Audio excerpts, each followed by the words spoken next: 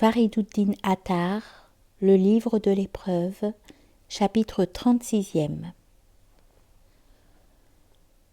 Le pèlerin, nourri des secrets saints, arriva devant le sensible, le fondement premier, et dit : « Ô toi l'espion de l'apparent, toi dont la quiétude est intérieure, les 5 sentinelles du monde sont à toi, les 6 directions sont placées sous tes ordres, ton essence tout entière est le moi. Sorti de cette égoïté, ton essence est au repos. Partout où il y a l'être, là est ta nature. Le non-être est hors de tes limites. C'est parce que l'égoïté ne s'accorde pas à la proximité que ton identité se trouve dans l'éloignement. C'est parce qu'il est devant toi une grande distance que ta soif est plus intense que celle de tout autre. Tu es la nourrice de l'intelligence. L'intellect expérimenté est pour toi l'enfant à la mamelle. Sans cesse je te vois inconstant, sans cesse je te vois sacrifié à la raison. Tant que l'apparence n'a pas agi sur toi, l'intelligence à l'intérieur ne peut déceler le secret. Lorsque de la sagesse l'intellect désespère, il lui faut retourner à ton seuil. Instruis-moi du secret, et dans ma pauvreté, accorde-moi une somptueuse robe d'honneur. Le sensible, ayant ouï ces paroles, fut attristé. La chandelle de ses 5 perceptions s'éteignit de chagrin. Il répondit : « L'égoïté est ma nature même. C'est pourquoi idolâtrie et hérésie sont mes attributs. Comment me parviendrait le vin pur de l'unicité ? S'il m'en vient un arôme, c'est par représentation. J'ai 100 000 branches de tous côtés. Comment me tournerais-je vers une seule qibla ? Comment offrirais-je un seul visage ? Comment romprais-je avec le multiple, moi qui jusqu'au cou suis enfoncé dans le nombre ? Je ne suis guère instruit de l'esprit. Je ne vis que par l'apparent et le monde. Celui dont la vie n'est que dans l'apparence, rare serait l'arôme qui lui parviendrait de l'intérieur.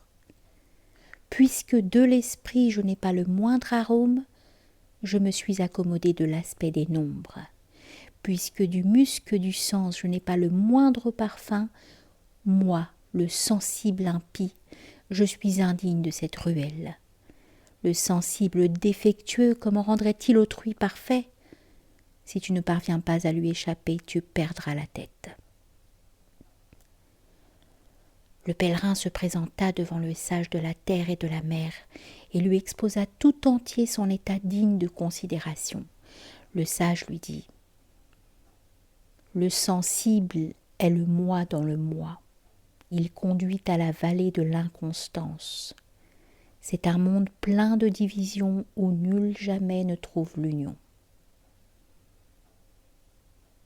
Ne t'habitue pas à la séparation, fils, afin que ton manteau de derviche ne soit pas une imposture. Recherche la fortune éternelle de l'union. Que tous tes desseins soient de la connaître. Tant que ton ego l'emportera, tu seras culbuté par la vanité de ta barbe. Tant que par illusion tu t'enivreras de rêves, la terre sera la seule réponse à ta vanité. » Un jour de neige, un ignorant vit dans la plaine un homme étonnant parmi les hommes. Celui-ci, un dignitaire, allait et tout en marchant semait des graines par monts et par vaux. La neige tombait drue, lui pour les oiseaux répandait du grain. L'ignorant lui dit : « Insensé, ce n'est pas le moment de semer, rien ne pousserait. En pareille saison, qui, sauf un fou, sèmerait le grain ? » L'homme lui répondit : « Ce que je vais te dire n'est pas à la légère. Semer est ceci et rien d'autre. Le temps de la semaison est maintenant, fils. La folie est de l'ignorer. Ce seul dans lequel j'enfouis la graine, je l'arroserai de mes larmes. Le moment venu, je le moissonnerai de mes bœufs. Jusqu'à quand rester stérile? Où est la brûlure? Jusqu'à quand les ténèbres de la nuit? Où est le jour? Ô toi dont la prière est impure, toi dont la passion n'est qu'un jeu, puisque ta prière n'est que discorde, renonce-y. L'affaire serait une imposture.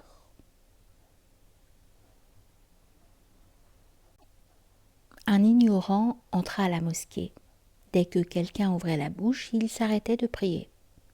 Il n'accomplit convenablement aucune prosternation ni inclination, et sur ce s'apprêta à se retirer. Un Majnoun ivre d'amour, le cœur en tumulte, une pierre à la main, se trouvait dans cette mosquée. « Hypocrite !» dit-il à l'homme. « À qui donc adressais-tu cette prière ?» L'homme, cet indolent, répondit « À Dieu, celui qui n'a besoin de rien. »« Alors, reprit le fou par amour, reçois sur la tête cette pierre que j'ai à la main. » Il se faisait tard, expliqua l'homme. J'avais dû écourter ma prière. Toi, qui ignores tout de toi-même, tu es ton propre ennemi. Qu'attends-tu de toi-même? Tuer l'ego ne saurait s'accomplir à la hâte. Cet acte nécessite volonté et patience. La vie est brève. Les espérances sont nombreuses. Si quelques-unes se perdent, qu'importe, il te reste peu de temps. La vie passe. Que feras-tu de ce peu qui reste? Dans cette vie qui ne dure pas plus que l'éclair, que tu ris ou pleures, quelle différence? La vie une fois écoulée, serais-tu lion? Un cheveu te ferait ployer. Il était un lutteur jeune, beau comme la lune. Il culbutait quiconque se mesurait à lui. Finalement, par la rotation des jours et des nuits, il lui vint un cheveu blanc. Il arracha ce cheveu et le posa dans sa main. Des larmes de sang se mirent à couler de ses yeux. Il dit « Moi qui me distinguais à la lutte et toujours renversais l'adversaire, voici, ô stupeur, qu'un cheveu s'est dressé, m'a culbuté et jeté à terre. Contre les plus forts je m'acharnais à l'heure du combat. À présent, en face d'un cheveu je chancelle. J'ai supporté le pire matin et soir, et dans le pire j'ai toujours cherché le meilleur. Jusqu'à quand choisiras-tu le pire? Jusqu'à quand pour le pire perdras-tu le meilleur? Ne perds pas contre le pire la possession du monde, ton bien le plus précieux, une longue vie. Mais voici que pour ce monde, tu vends ton âme contre un grain d'orge. Tu vends Joseph à vil prix. Puisque tu n'as pas acheté Joseph avec ta vie, c'est que tu ne l'as pas choisi avec ton cœur. Celui qui fait roi le Joseph de son âme est celui qui le paie de son sang. Le Joseph de ton âme est précieux, fils. Qu'as-tu de plus cher que lui? L'aveugle ne connaîtra jamais la beauté de Joseph. Seul le cœur rempli de passion en sera averti.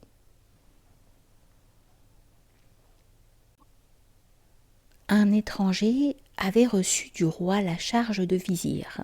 Il acquit, au cours de ses fonctions, richesse et position.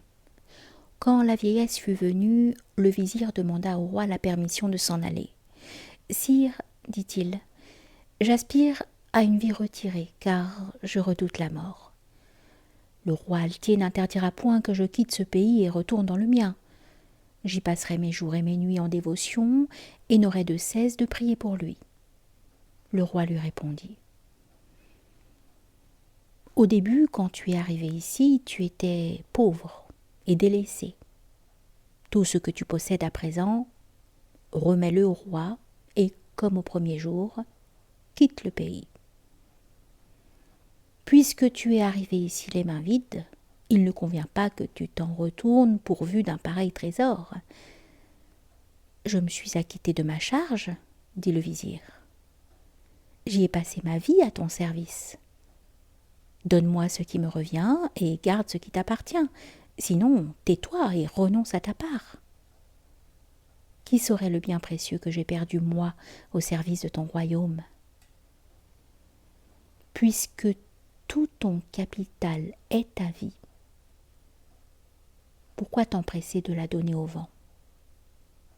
Une fois ce capital échappé de ta main, tout ce qui est à toi sera parti. Toi qui n'es rien, que sais-tu de la valeur de la vie? Seuls les morts la connaissent. Adresse-toi à ceux qui sont enterrés au cimetière et entends ce qu'ils disent à ce sujet.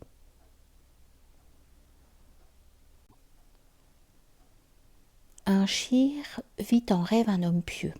Comme il le saluait, l'homme ne répondit pas. Le shir lui disait « Toi à la belle renommée, pourquoi à mon salut ne donnes-tu pas réponse? Tu sais pourtant que ceci est un devoir. Ne te dérobe pas et réponds-moi. » L'homme pieux disait « Je sais que c'est là un devoir, mais pour nous, cette porte est close. Comment pourrais-je te donner réponse? Quant à la dévotion, la porte est fermée. Aucune dévotion, ni prosternation, ni inclination jusqu'à la fin des temps ne nous incombe plus. Si comme moi j'étais encore du monde des vivants, pas un instant je ne cesserais d'être en adoration. Auparavant nous étions une poignée d'ignorants, maintenant nous savons la valeur de la vie. Hélas, le chemin de la dévotion nous est barré. Nous voici le souffle arrêté, le regret éternel. Ni à la dévotion je n'ai accès, ni à mon cœur il n'est la force d'un soupir. Hélas, achevée est la longue vie, une peine indicible subsiste. Chaque souffle valait 100 joyaux, le temps nous les a dérobés. Et hélas, nous étions ignorants. Que n'avons-nous agi autrement? C'est pourquoi aujourd'hui nous sommes interdits. Du remords nous sommes prisonniers. L'oiseau ne connaît la valeur de ses plumes et elle, si infime soit-elle, que lorsque celles-ci sont brûlées. Toi, par aveuglement, tu ne distingues pas la voix du puits. Lève-toi et demande à Dieu des yeux clairvoyants. Seigneur, que la vie serait belle si à nous, aveugles, la vue était donnée. Tu es une bulle dans l'océan tumulte, et ainsi sur le vent tu poses tes assises. Ignorant, tu es emporté par le vent. Prends garde que la bulle n'éclate.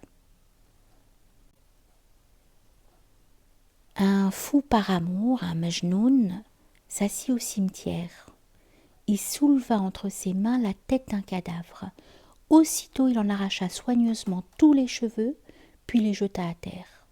Quelqu'un lui demanda « Que cherches-tu » Il répondit « Ignorant. Pourquoi cette question? Cette tête ne tenait pas dans l'univers. À présent, pas un cheveu ne tient plus sur elle. » Telle la boule, tu as perdu tête et pieds. Quelle est cette errance, ô ignorant? Écarte-toi de toutes les affaires du monde, avant que tu ne sois dérobé, telle la boule au jeu du mail. Puisque rien ne dure, qu'importe hostilité ou amitié, que la meule céleste broie ou non, quoi qu'il en soit mon cher, cela revient au même. Puisqu'aucun visage ici-bas ne subsistera, qu'il soit beau ou laid, qu'importe. Puisque les cheveux finiront par tomber, qu'ils soient aujourd'hui noirs ou blancs, qu'importe.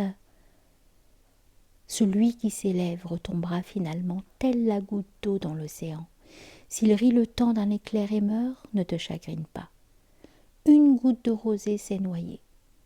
Les affaires du monde sensible ne sont rien. Autant que tu peux, cherche l'or, le cuivre n'est rien. La vie du sensible tout entière en comparaison de celle de la réalité vraie ne dure qu'un instant. Tout ce qui est précaire, beau ou laid, fût-ce le paradis, je n'en veux pas. Sais-tu que quelqu'un demanda à Jésus, fils de Mariam, il lui demanda « Ô toi l'unique, toi qui n'as de père que le soleil, pourquoi ne te construis-tu pas une maison ?» Jésus répondit « Insensé, ce qui pour l'éternité ne m'accompagnera pas, cela, comment jamais me conviendrait-il ? Ce qui ne t'accompagnera pas sur la voie, ne le regrette pas, car à ce seuil, entre mendiant et roi, il n'est pas de distinction. » Un roi allait par monts et par vaux avec une armée en nombre comme fourmis et sauterelles. La plaine entièrement était poussière, barils d'éléphants, battements de timbales et injonctions. Sur le passage du roi se trouvait une ruine. Un fou y donnait sur un pan de mur.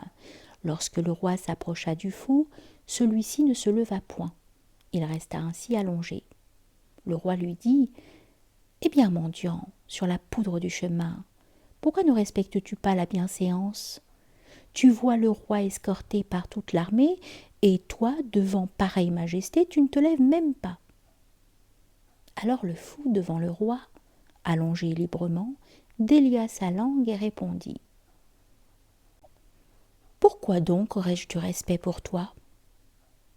Pourquoi serais-je impressionné par ton opulence ? Si tu es Crésus par l'apparence, tel Crésus, tu seras renversé. Si tu es Némrod, par tes possessions et tes armées, tel Némrod, tu seras défait par un moustique. Si tu es pourvu d'une beauté parfaite, tu seras impie parmi les Turcs de Kata. Si tu as la connaissance et ne la mets pas à l'œuvre, de toi, Iblis, le chemin sera court. Si de ta force tu es fier, tel Og, une pierre t'enverra à la tombe. Si ton palais brique par brique s'avère le paradis, tel Shaddad, tu seras tué dans ce paradis même. Et si de tous ces vices et défauts tu es exempt, alors nous sommes tous deux égaux. Tous deux d'une goutte de semence, sommes devenus chair et sang. Tous deux par la même issue sommes sortis. Tous deux par une commune naissance sommes au monde. Tous deux par le même souffle sommes maintenus en vie. Tous deux sur le même arpent de terre avons abouti. Tous deux dans la même embuscade sommes tombés.